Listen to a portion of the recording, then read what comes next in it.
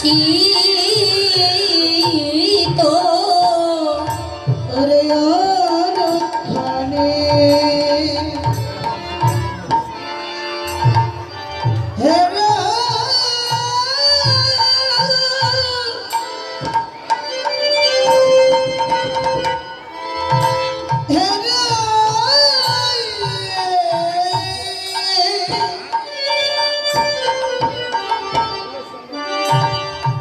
উভয় পাহিল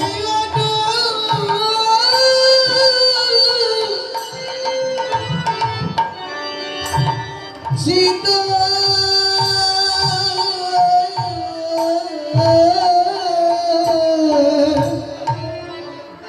হারে দূরে গিয়ে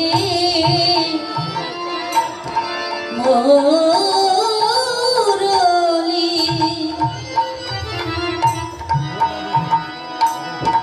আলাপন গীত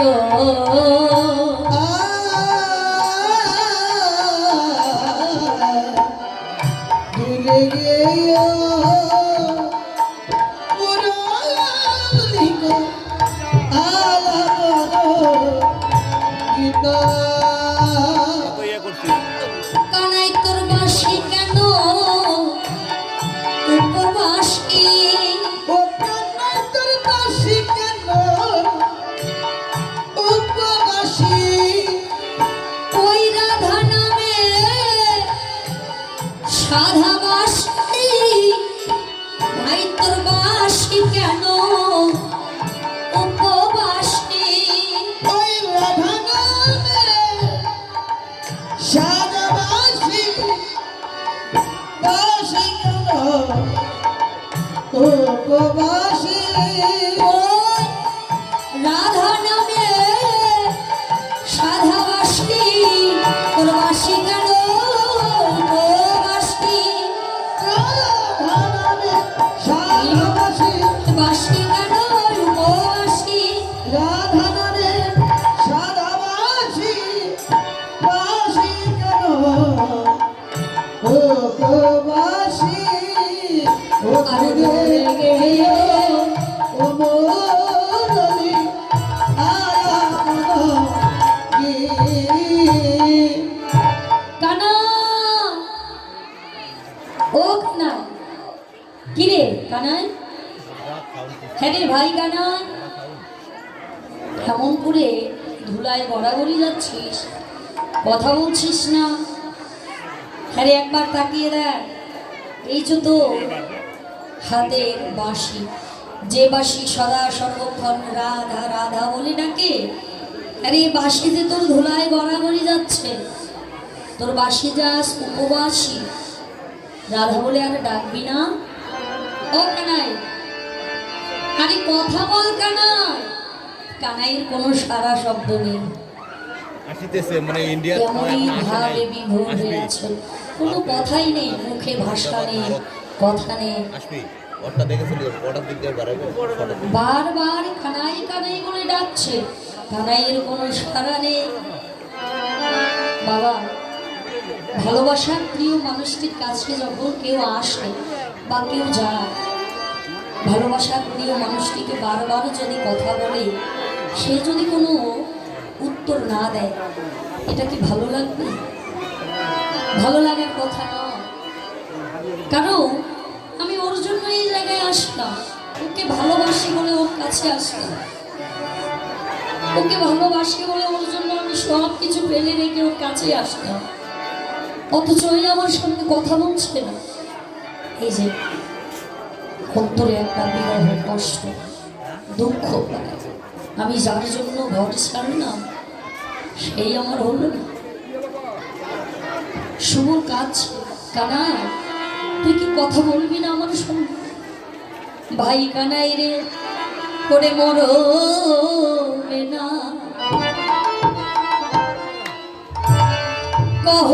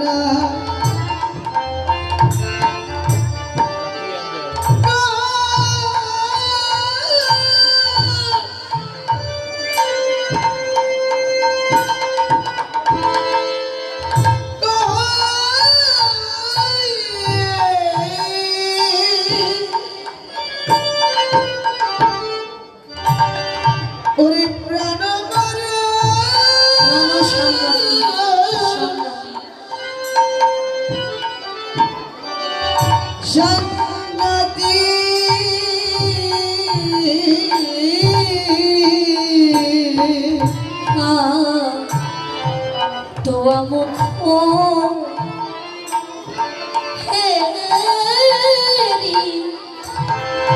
জল মধু ছাতি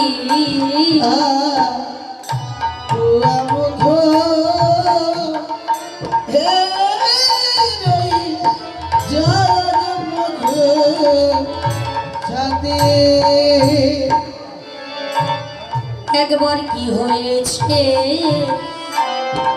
খুলে বল ভাই, একবার কি হয়েছে ভুলে বল ভাই, তুই অমন করে আছিস কেন? বল কানাই তোর কি হয়েছে একবার খুলে বল ভাই।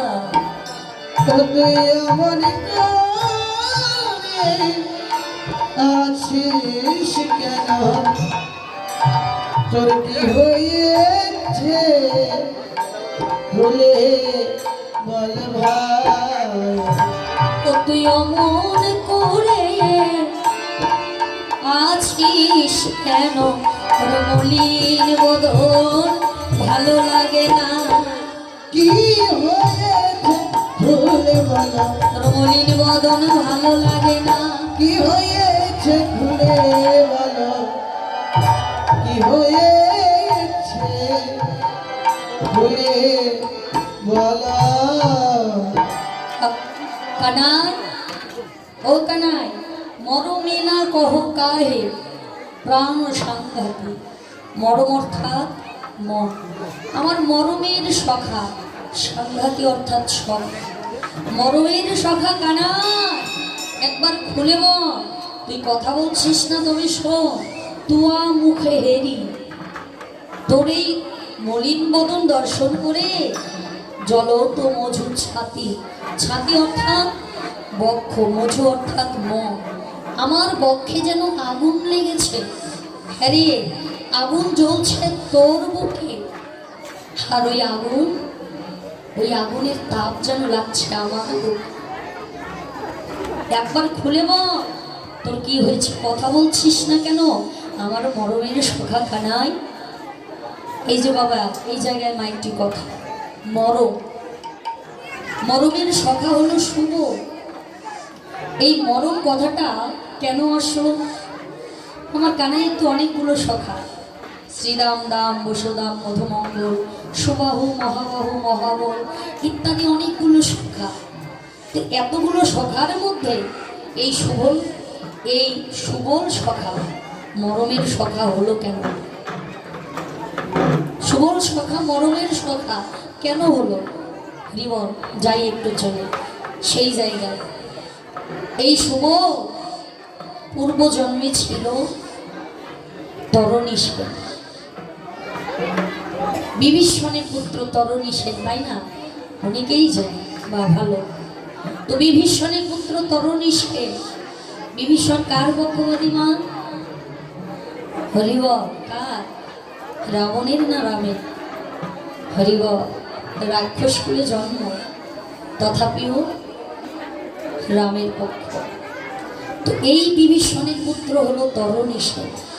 তো রাম রাবণের যখন যুদ্ধ চলছে, যুদ্ধ করতে গিয়ে রাবণের যারা সঙ্গবাঙ্গ ছিল সবাই কিন্তু রামের সঙ্গে যুদ্ধ করতে গিয়ে প্রাণ হারিয়েছে। কেউ আর প্রাণ নিয়ে ঘরে আসেনি। যারাই যুদ্ধক্ষেত্রে গিয়েছে তারাই তাদের নিজ নিজ প্রাণ ত্যাগ করে চলে গিয়েছে, আর ঘরে আসেনি। সবার শেষে আসে এবার রাজা রাবণ। দেখো, নারীর কাছে, একটি নারীর কাছে বা একটি স্ত্রীর কাছে স্বামী যত বড়ই অপরাধী হোক, তথাপিও কিন্তু সে স্বামী। স্ত্রী কখনো চায় না আমার আগে আমার স্বামীটা চলে যাবে। স্ত্রী কখনো চায় না আমার আগে আমার স্বামীর প্রাণ চলে যাবে। সে যতই বড় দস্যু হোক না কেন, চোর হোক না কেন, সদা সর্বক্ষণ স্ত্রীটা ভগবানের চরণে যারা পতিব্রতা স্ত্রী তারা সদা সর্বক্ষণ ভগবানের চরণে প্রার্থনা করে, দয়াময় আমার প্রতি যতই দস্যু হোক, আমার প্রতির আগে যেন তুমি আমার প্রাণটা নিয়ে নাও।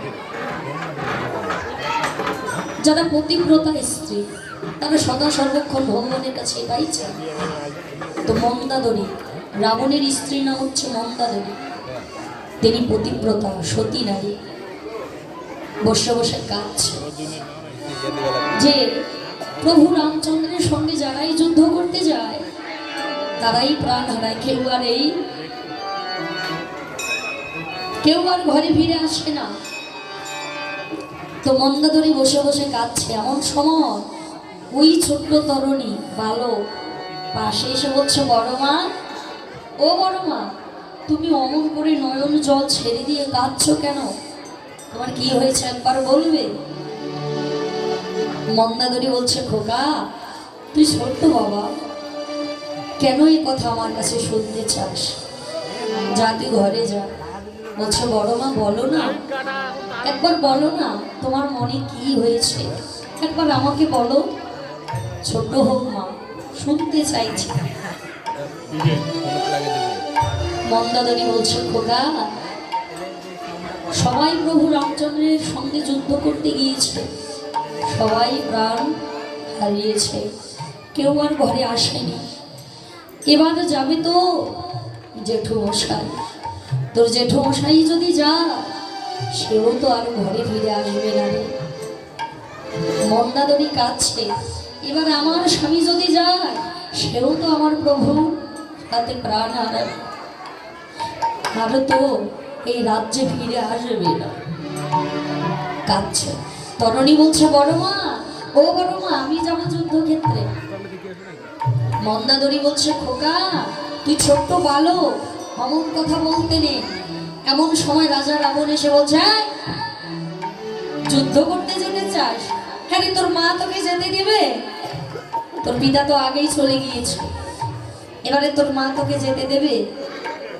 বলছে, হ্যাঁ আমার মা আমাকে যেতে দেবে। আচ্ছা যদি যেতে চাস তাহলে তোর মায়ের কাছে অনুমতি নিয়ে আয়। এই জায়গাটা একটু ভেবে দেখবেন। মা কাকে বলে? মা সরমা দেবীর কাছ থেকে আমাদের প্রতিটি নারীর, শুধু আপনারই বলছি না, আমারও শিক্ষা পাওয়া উচিত যে সন্তানকে কোন পথে নিয়ে যেতে হয়। এবারে আমরা তা বুঝতে পারবো এই মা সরমা দেবীর কাছ থেকে। তরণী সেনের মাতার নাম হচ্ছে মা সরমা দেবী। ওই ছোট্ট তরণী মায়ের নিকটে গিয়ে বলছে, মা, ও মা, জানো মা, আমি তোমাকে একটা কথা বলবো, আমাকে কথা বলবি? বল বাবা, কি বলবি? মা, তুমি একবার আমাকে সাজিয়ে দাও। মা বলছে, সাজিয়ে দেব? মা চমকে গিয়েছিল, হঠাৎ করে শুনেছেন এ কি কথা বলছো? হ্যাঁ রে খোকা, তোকে সাজিয়ে দেবো কেন? বলছো, মা, ও মা, তুমি আমাকে একবার রাম নামে সজ্জিত করে দাও, আমি এবার যুদ্ধ করতে যাব। যেই না যুদ্ধ করা কথা শুনেছে, সরমা দেবী দুটি নয়নে জল আর থামছে না। খোকা, তুই একই কথা বলছিস বাবা?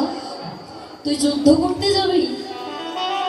এ হতে পারে না, তুই তো শিশু, তুই তো বালক। বলছে, মা, আমি সত্যি বলছি মা, তুমি আমাকে একবার অনুমতি দাও, আমি যুদ্ধ করতে যাব। মা সরমা দেবী কেঁদে কেঁদে বলছে, তরণী রে, তোর পিতা বিভীষণ তো আমাকে আগেই ছেড়ে চলে গিয়েছে, এবার তুইও আমাকে ছেড়ে যেতে চাস? এই তরণী, তুই যদি আমাকে ছেড়ে যা, আমাকে কে মা মা বলে ডাক দেব? কে আমাকে মা বলে ডাকবে? আমি জানি প্রভু রামচন্দ্রের শরণাগত যেই হবে সেই আর ফিরে আসবে না। আরে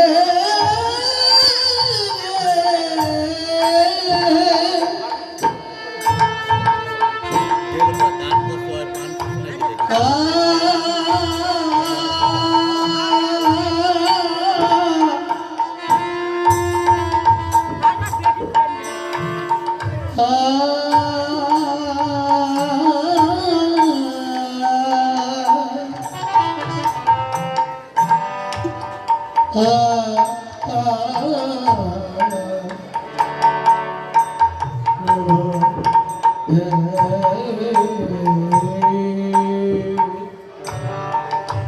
যেই না বলছে মা আমাকে সাজিয়ে দাও, সরমা দেবী বলছে তাই তো,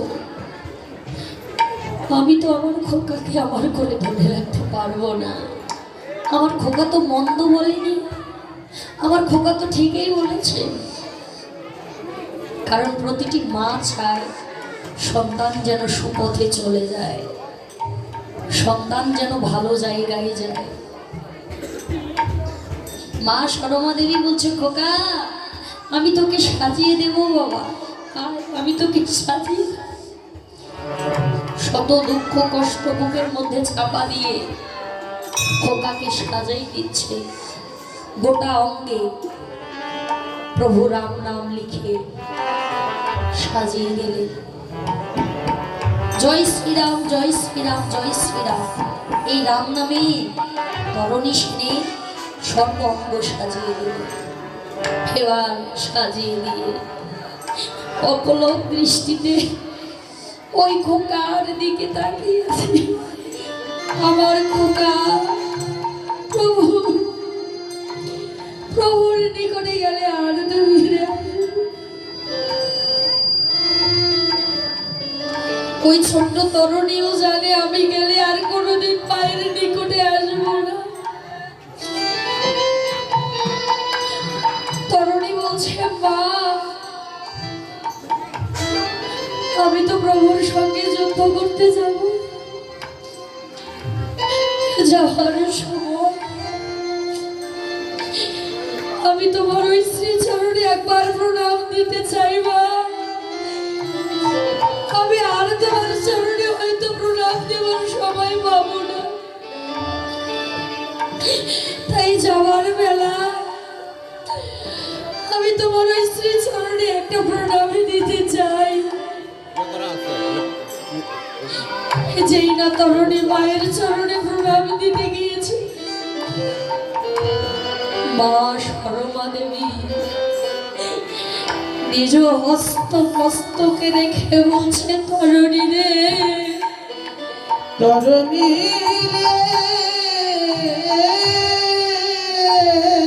ওরে আমার মা বলার বুকের মানিক রতন, যা খোকা যা, আমি তোকে আশীর্বাদ করলাম, তুই যেন আর কোনদিন ফিরে নাই আসিস, ফিরে নাই আসিস তরুণী।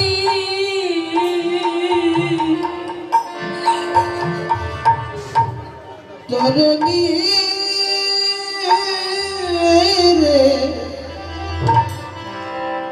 তুই যেন আর কোনো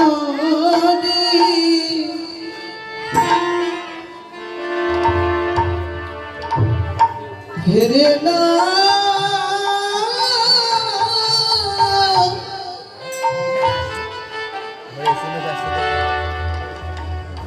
আসিস তরণী।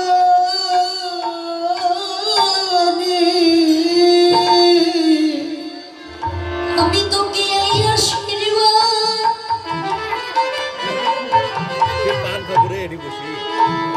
এই আশীর্বাদ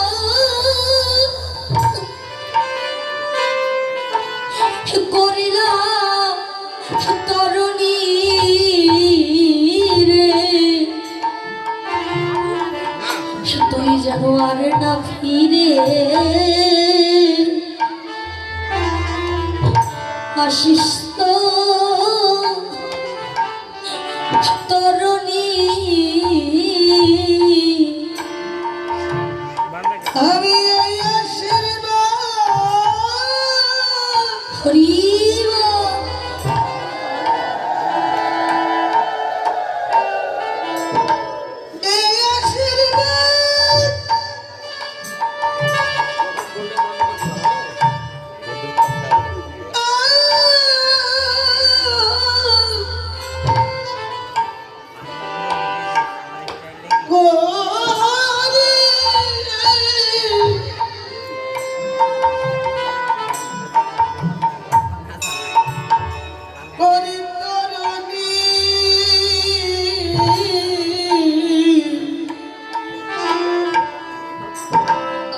আর কোন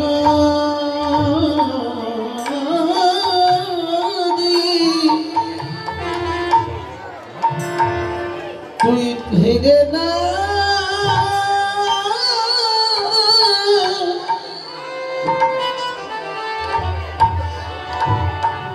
ফিরে না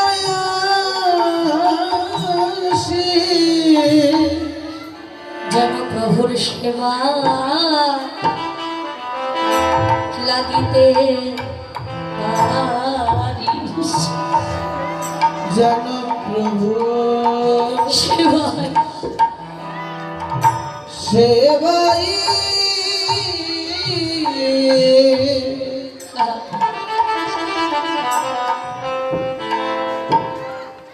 লাগিতে পারি আমি এই আশীর্বাদ করিলাম তোর, তুই যেন প্রভুর চরণ সেবা লাগিতে পারিস। আমি এই আশীর্বাদ এই আশীর্বাদ করিলাম তরুণী, প্রভুর চরণ সেবায়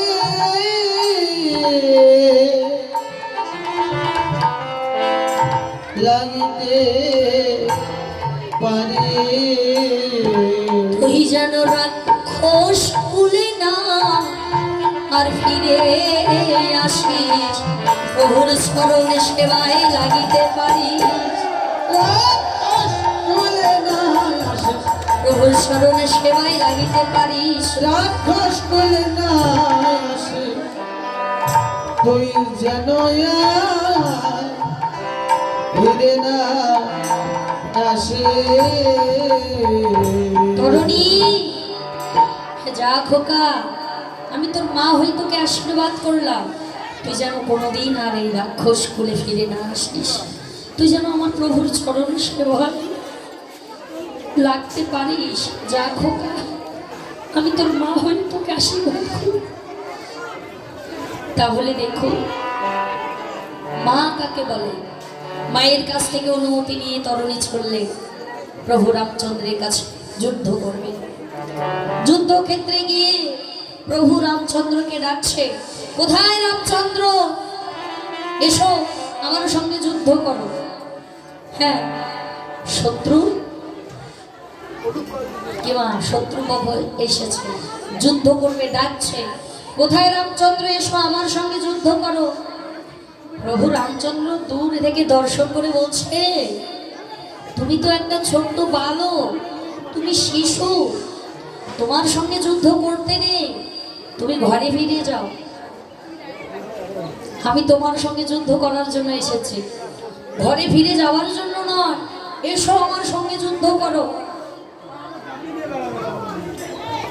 যেই না বারবার বিপক্ষবাদী দল আহ্বান জানাচ্ছে, প্রভু এবার কি করলে, প্রভু তো জানিস, এবার ওই তরুণীর সঙ্গে যুদ্ধ করতে লাগলেন। তরুণী যুদ্ধ করছে, প্রথম বাণ যখন ছড়েছে, প্রথম বাণটা তরুণী সেনের প্রথম বাণটা জল হয়ে প্রভুর চরণ দৌত করাই দিয়েছে। আবার আরেকটি বাণ ছুড়েছে, সে বাণটি পুষ্প হয়ে প্রভুর চরণে পুষ্প নিবেদন করলেন। আরেকটি বাণ ছুড়েছে, মালা হয়ে আমার প্রভুর গলায় শোভা পেয়েছে, মালা হয়ে প্রভুর গলায় শোভা পেল। কিন্তু প্রভু আমার ওই তরুণীকে মারবার অনেক চেষ্টা করলেন, পারলেন না, আর পারবেন তো, কিন্তু ভক্তকে পরীক্ষা করিবার জন্য প্রভুর দেখুন উল্টো চাতুরালি কেমন। পাশেই ছিল বিভীষণ, বিভীষণকে দর্শন করছে, ও আমার পুত্র এসেছে, প্রভুর সঙ্গে যুদ্ধ করছে। পাশেই ভক্ত বিভীষণ, বলছে ভক্ত ওই ছোট্ট বালকটি দেখো তো, আমি এত বাণ ছুড়লাম, ওর মৃত্যু হলো না, কোন বাণী ওকে বধ করা যাবে? ভক্ত পরীক্ষা করে কেমন করে দেখুন, নিজের পুত্রকে বধ করবে সেই উপায়টাও তার কাছ থেকে জানিবার জন্য বলছে। বিভীষণ বলো তো, কোন বাণ ছুড়লে আমি ওই বালকটিকে বধ করতে পারবো? বিভীষণ বলছে, প্রভু ও তো সাধারণ কোনো বালক না, যার বাণ জল হয়, ফুল হয়, মালা হয়, ও তো সাধারণ কোনো বালক নয়, ও হচ্ছে একজন বৈষ্ণব। ওকে বৈষ্ণব মানেই তুমি বধ করতে পারবে, আর অন্য কোনো মানে নয়।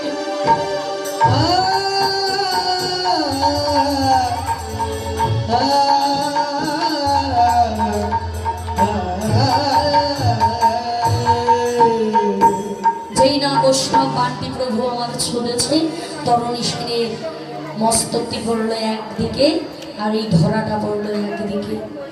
এই মুন্ডটি ধরায় পড়ে জয় শ্রীরাম, জয় শ্রীরাম, জয় শ্রীরাম বলছে।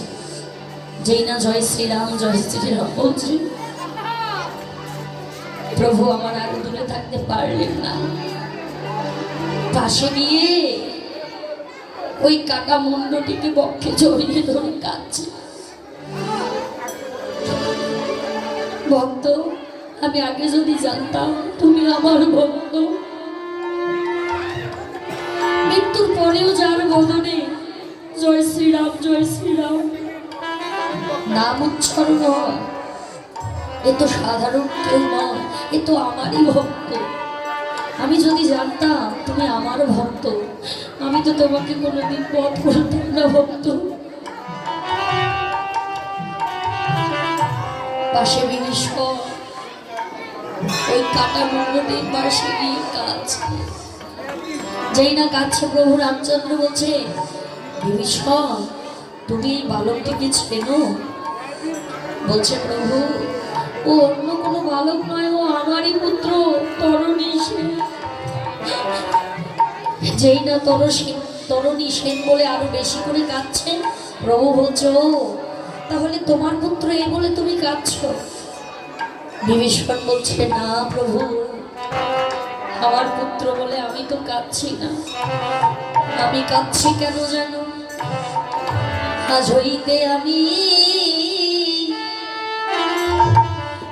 যে একজন ভক্তহারা হয়ে গেলাম।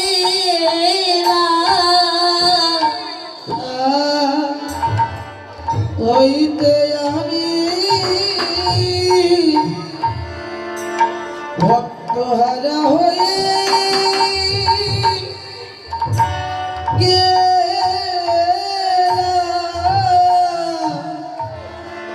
ওই তরুণী যে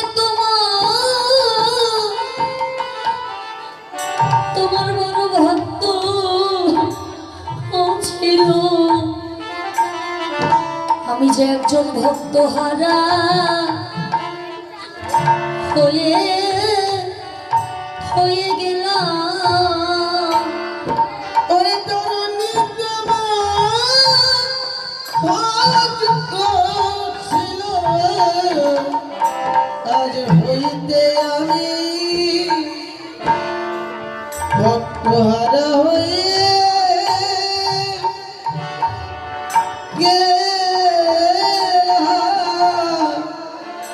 ওই তরুণী তোমার বড় ভক্ত ছিল, আমি ভক্তহারা হয়ে গেলাম। ভক্তহারা হয়ে গেলাম। ভক্ত ছিল, ভক্তহারা হয়ে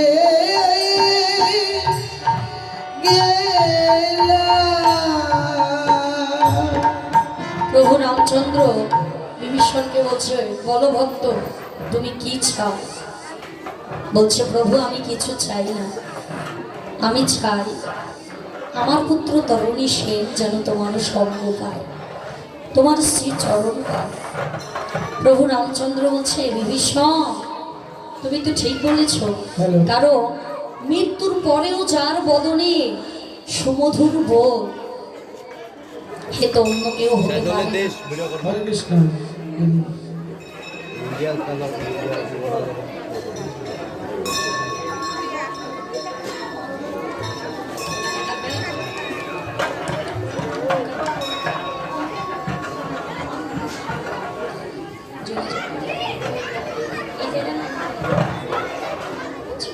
হরিবল। তো উপস্থিত আমার ভক্তমণ্ডলী, বাবা, সকল মায়েরা, দিদি ভাইরা, দাদা ভাইয়েরা, সবার উদ্দেশ্যে বলছি, দেখুন এই জায়গায় এই হরিবাসরে কোনো এক ভক্ত বাবা অথবা মায়ের টাকা হারিয়ে গিয়েছে। হ্যাঁ, তো ওই টাকা আমার কমিটি বাবাদের কাছে আছে। যাদের টাকা হারিয়ে গিয়েছে আপনারা অবশ্যই কৃপা করে কমিটি বক্সে গিয়ে আমার কমিটির বাবা দাদাদের কাছ থেকে টাকাটা নিজে আপনারা নিয়ে নেবেন। হরিব। এবং যারা জানে না তাদেরকেও আপনারা জানিয়ে দেবেন, হয়তো এমন কেউ আছে খুঁজছে, তাই না? তো যাই হোক, প্রভু রামচন্দ্র বলছে, বিভীষণ আমি কথা দিলাম এই তরুণী আমার সঙ্গে থাকবে, মৃত্যুর পরেও যার মুখে সুমধুর বল তার নাম হবে শুভ। এই যুগে তো হবে না, আগত দাপর যুগে তোমারই পুত্র আমার হবে মরম সখা শুভ, সদা সর্বক্ষণ আমার কাছে। হরি বল, হরি বল। তো এই মরম সখা শুভ আর সুবল দেখছে ভাই কানাইয়ের সাদ বদন মলিন হয়ে গিয়েছে। হ্যাঁ, এই কানাই কথা বলবি না? ওরে মর কত যিনি আজ কলিবরে কাতি রে, ওরে মারা কত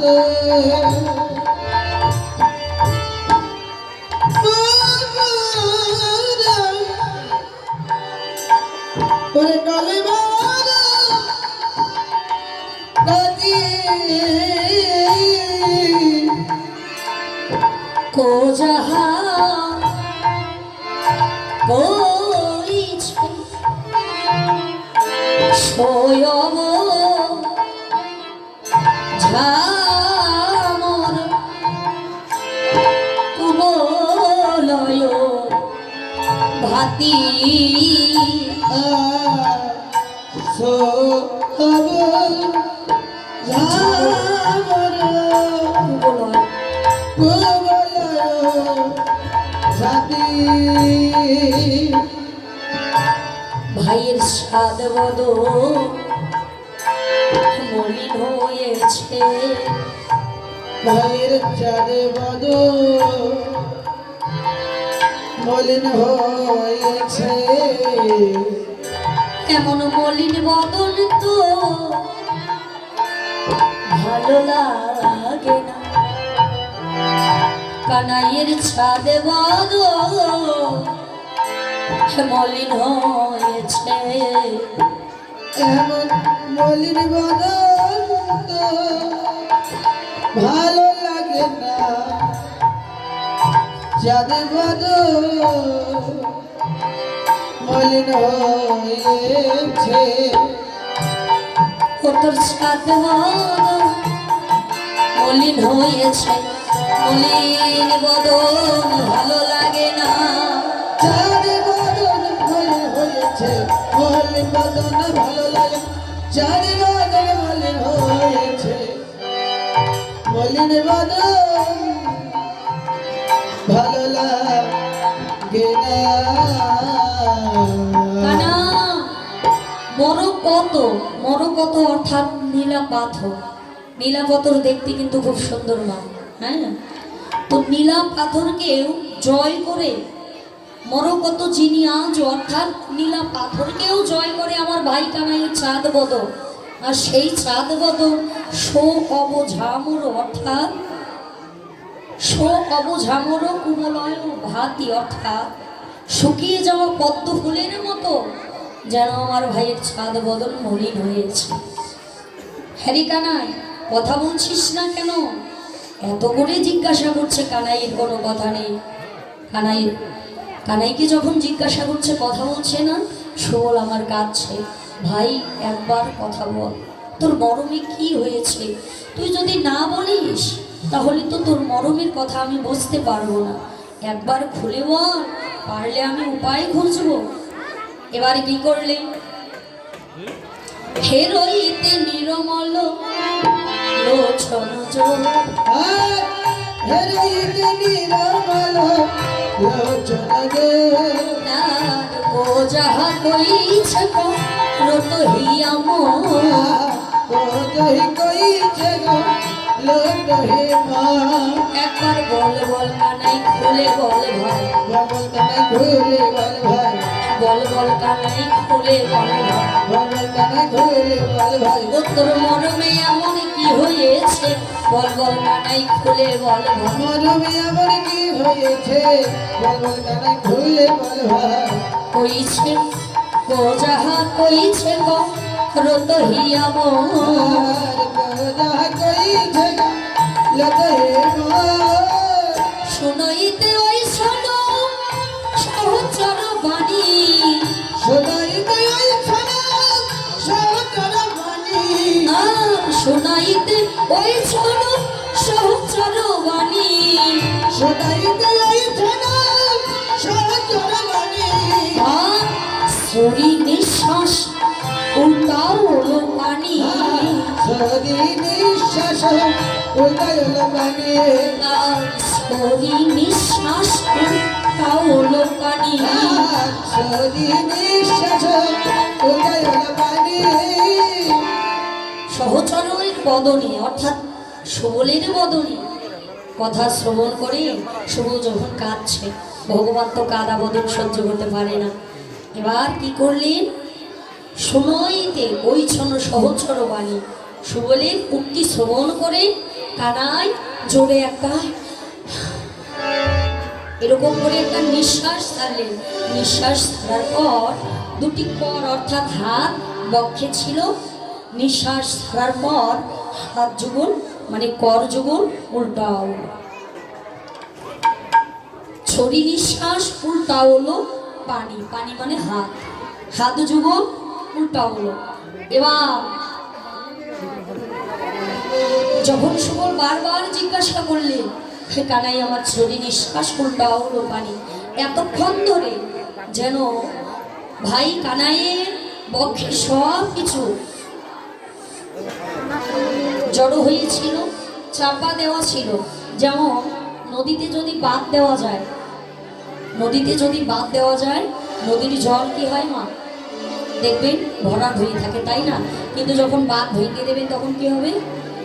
হ্যাঁ, একেবারে অকুল অকুল দুই কূলে যেন প্লাবন ঘটিয়ে যায়। হ্যাঁ, বাঁধ যখন ভেঙে দেওয়া যায়।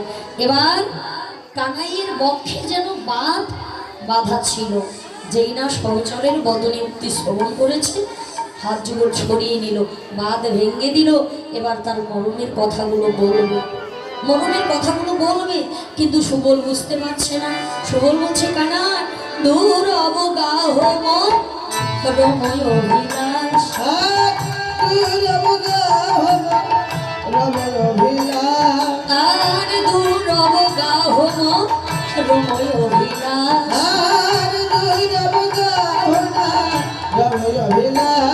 আর সমঝিয়া কহ ঘন শ্যামলা, আর সমঝিয়া কহ ঘন শ্যামলা। দূর অবগাহ মরম অভিলাষ, সমঝিয়া কহ ঘন শ্যামল দাস। ভাই কানা, তোর কথা আমি বুঝতে পারছি না। অবগাহ মানে স্নান করা, আর অবগাহ মানে ডুবা। হ্যাঁ, তো শ্রীরাম হরিবল সুবল বলছে, ভাই কানাই দেখ, দূর অবগাহ অর্থাৎ তোর ওই বিরহ সমুদ্রে আমি ডুব দিয়ে তোর ওই বিরহের কথা শ্রবণ করবো? আমার পক্ষে এটা সম্ভব নয় ভাই। একবার তুই যদি তোর মনের অভিলাষ খুলে বলিস তবেই আমি বুঝতে পারবো। আমার পক্ষে সম্ভব নয় তোর বিরহ সমুদ্রে ডুবে তোর ওই বিরহের কথা আমি আস্বাদন করবো, বুঝতে পারবো। এটা আমার পক্ষে সম্ভব নয়। তুই নিজেই কৃপা করে খুলে বল। এবার ভাই কানাই খুলে বলতে লাগলেন সুবলের কাছে, ভাই সুবল রে শোন শোন, আমার মরমের কথা শোন। ওরে কালিয়া দমন দিয়ে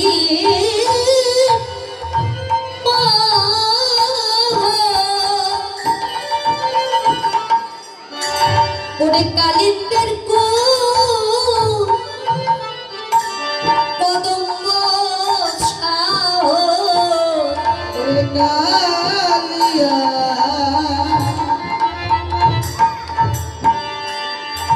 দমন দিনে বাহু কদম্ব কদম্ব ছাও সাহো ওরে কত শত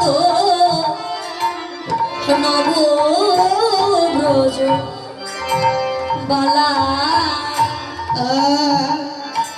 কত সাত নব বালা ও গানাই শোন, কালীয় দমন, কালীয় নাগকে যেদিন দমন করতে গিয়েছি, ওই কালীয় নাগকে দমন করতে গিয়ে কি হয়েছে জানিস? আমি যেন নিজেই দমন হয়ে গিয়েছি। নিজেই দমন হয়ে গিয়েছি। ওই কালীয় দমন করতে গিয়ে আমি নিজেই দমন হয়ে গিয়েছি। কালিয়া দমন করিতে গিয়ে নিজেই দমন হয়ে গিয়েছি। ও ভাই কালীয় দমন করতে গিয়ে আমি নিজেই দমন হয়ে গিয়েছি। কালিয়া দমন করতে গিয়ে নিজেই দমন হয়ে গিয়েছি। কালিয়া দমন করতে গিয়ে আমি নিজেই দমন হয়ে গিয়েছি। কত শত নবরজ বালা কত শত নবরজ বালা। ভাই যেদিন আমি কালীয় নাগকে দমন করতে গিয়েছি, কালীয় নাগকে দমন করে সে কালীয় নাগের মাথায় আমি আমার বাম পদ রেখেছি আর ডান পা দক্ষিণে, হরিবল শূন্যের উপরে বাম পাটা রেখেছি কালীয় নাগের মাথায় আর দক্ষিণ চরণ শূন্যের উপরে। আমি যখন নটবর ভঙ্গিমিতে নৃত্য করছি, ওই নৃত্য দর্শন করার জন্য ব্রজের কত শত রমণীগণ এসেছিল। কালীয় নাগকে যখন আমার কৃষ্ণ দমন করে, টিভিতে তো অনেকেই দেখেছেন তাই না? হরিবল শাস্ত্রে বা হয়তো অনেকেই কম, কিন্তু টিভির মধ্যে তো অনেক দেখা যায়। ভগবান যখন কালীয় নাগকে দমন করেন, কালীয় নাগের এক একটি কণা আমার গোপালের, আমার ভগবানের স্মরণের আঘাতে কালীয় নাগের এক একটি ফনা খুলে গিয়ে এসে আমার প্রভুর চরণে প্রণাম করে। শেষ পর্যন্ত ওই মাথার যে মণিটা ছিল,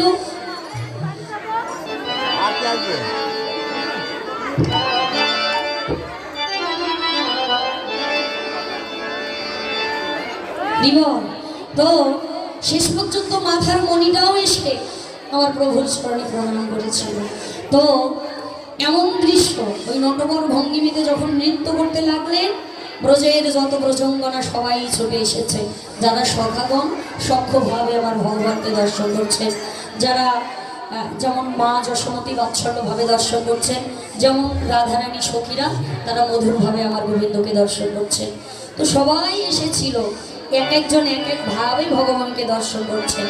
তো কত শত রমণীর মধ্যে একজন পরমা সুন্দরী রমণী, ওই রমণীর এমনই রূপ, ওই রূপে নয়নে দিয়ে আমার আপন বলতে যা কিছু ছিল সব কিছু তার চরণে শোভে গিয়েছিল। সুবল বলছে, তাই কেন শোন শোন, তুই বললেই হয়ে গেল? হ্যাঁ রে, তুই কালীয় নাগ দমন করেছিস কবে, আর সেই কথা তুই বলছিস আজ? বলছে ভাই, আমি আজ দেখলাম ওই রমণী তার সখীগণকে সঙ্গে লই যমুনাতে স্নান করতে গেল। আমি দেখলাম ওই রমণীকে দেখেই আমার মনে পড়ে গেল ওই রমণীর কথা। আরে ওই রমণীকে দর্শন করে রমণীর কথা মনে পড়ে গেল। হ্যাঁ ভাই, জানিস ভাই, শুধু তাই না, আমি দেখলাম কি ওই যমুনার কূলে কে যেন একটা স্বর্ণের প্রতিমা রেখে এসেছে। স্বর্ণের প্রতিমা? হ্যাঁ, স্বর্ণের প্রতিমা পূজা করে যেন একটা স্বর্ণের প্রতিমা রেখে এসেছে। স্বর্ণের প্রতিমাটাকে ভাসাতে পারেনি। এই কেমন কথা বলছিস কানাই? তুই স্বর্ণের প্রতিমা দেখেছিস? শুধু তাই নয়, আমি দূর থেকে ওই প্রতিমাকে দর্শন করে যেন আমার স্বাদ মিটল না, পাশে গিয়ে দর্শন করলাম, কিন্তু দেখলাম কি ভাই, ওই প্রতিমা স্বর্ণের প্রতিমা বটে, কিন্তু ওই প্রতিমার প্রাণ আছে, ওই প্রতিমা কথা বলতে পারে। ভাই শুনো, আমি ভাবলাম ওই প্রতিমা যদি আমি আমার ঘরে নিয়ে আসতে পারতাম। সুবল বলছে, হ্যাঁ রে, স্বর্ণের প্রতিমা কেউ যদি নিজ গৃহে প্রতিষ্ঠা করতে চায় তাহলে তো স্বর্ণের সিংহাসন লাগবে। স্বর্ণের সিংহাসন কোথায় পাবি? কানাই কেঁদে কেঁদে বলছে, সুবলে রে, আমি আমার হৃদয় সিংহাসনে বসাবো, আমার হৃদয় সিংহাসনে বসাইব, স্বর্ণের প্রতি মাকে আমি আমার হৃদয় সিংহাসনে বসাবো।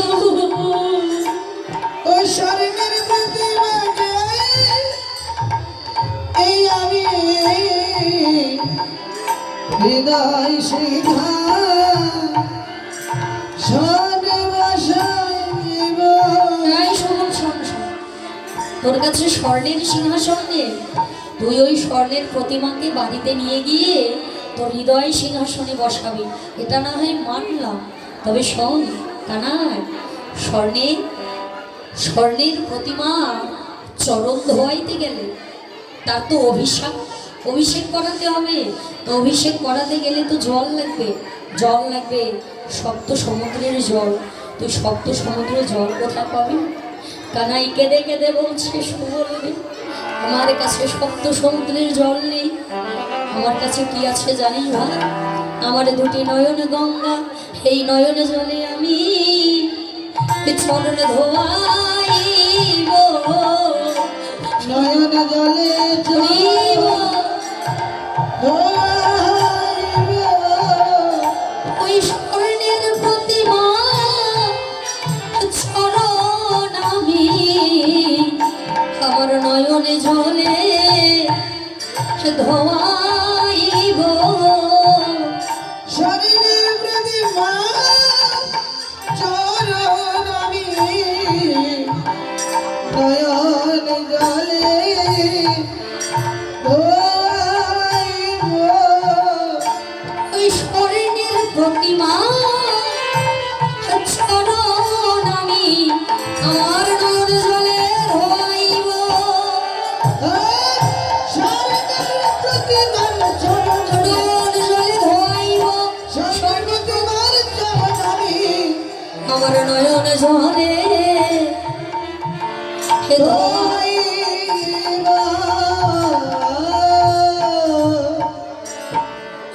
কহ কাহে বটে গোলসরা গরি নবীন কিশোরী নাইতে যমুনার ঘাটে দেখলাম সুরধ্বনি তীরে বসি তারণীর যমুনার তীরে বসি তারণীর ওই পায়ের ওই উপরে পা পায়ের উপরে পা ওই অঙ্গেরই বসন করিয়ায় আসন অঙ্গের বসন করিয়ায় আসন সে ধ্বনি মাঝিছে গা সে ধ্বনি বাজিছে গা যেন বসে বসে গা মাঝিছে বসে বসে গা বাজিছে ওই অঙ্গের বসন আসন করিয়ে বসে বসে গা মাঝিছে অঙ্গের বসন আসন করে বসে বসে গা বাজিছে আরে সে ধ্বনি মাঝিছে গা সে ধ্বনি বাজিছে গা কৃষ্ণ কথা শ্রবণ করলে ভাগবত কথা শ্রবণ করলে দক্ষিণা দিতে হয়। আমি একজনকে আপনাদের দ্বারে পাঠিয়ে দিচ্ছি, যে যা পারেন দক্ষিণা দিয়ে দেবেন। ওরে সুবল না করে হইছে কথা সুবল নগরে কইছে কথা বিশাখা সুন্দরী আইলো তথা বিশাখা সুন্দরী আইল কথা আরে কি কথা কহিস সুবলের শোনে কি কথা কহিছ সুবলের শোনে কথা কহিতে কহিতে কাঁদিছ কেনে কথা কহিতে কহিতে কাঁদিছ কেনে ওরে কি কথা কহিস নাগররা কি কথা কহিছ নগররা তুমি আমারে কহো না মরমের কাজ আমার কহনা মনের ওরে মরমের কথা কহিবা যাবে মরমের কথা কহিবা যাবে আর বেদনা বাটিয়া লইব তবে বেদনা বাটিয়া লইব তবে এবার শুনিয়া বলো কহয়ে ভাষা শুনিয়া সুবল কহে ভাষা আর ধীরভে ঘেরিল নিমের বাসা ভিতরে ঘিরিল নিনের বাসা শুনি দুটি মুখে কহয়ে বাণী শুনি দুটি মুখে কহে বাণী হে যদু নন্দন কহয়ে জানি এ যদি নন্দন কহে জানে হে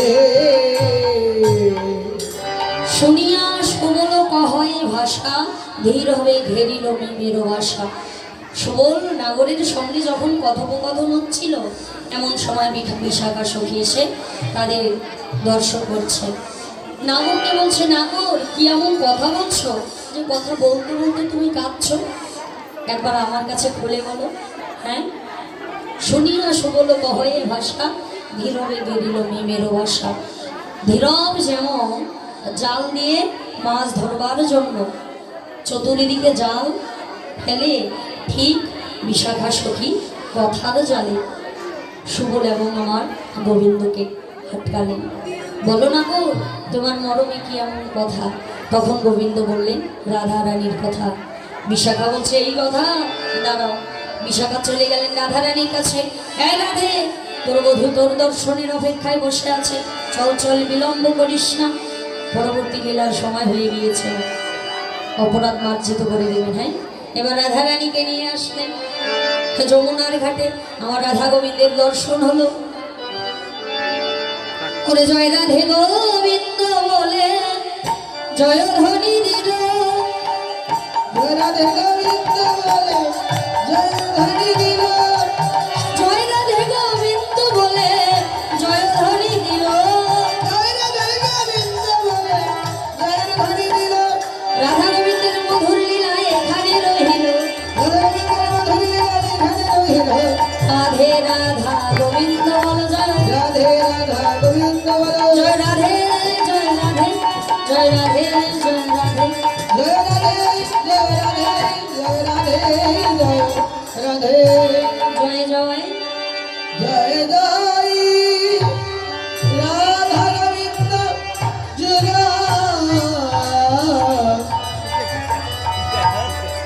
হরি বিবেকানন্দে হরি বল হরি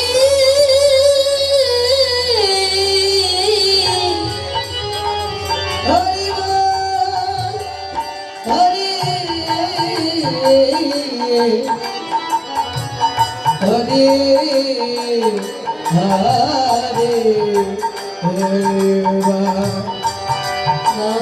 সকল ভষ্ট বিমাশে অতি কানাম পাবন অনন্ত গণেশ গুরু বৈষ্ণব চরণে জয় ঠাকুর প্রেম ভক্তির মহাজন জয় ঠাকুর গৌর জয় হরি শ্রী নিতাই গৌর চৈতন্য শ্রী রাধে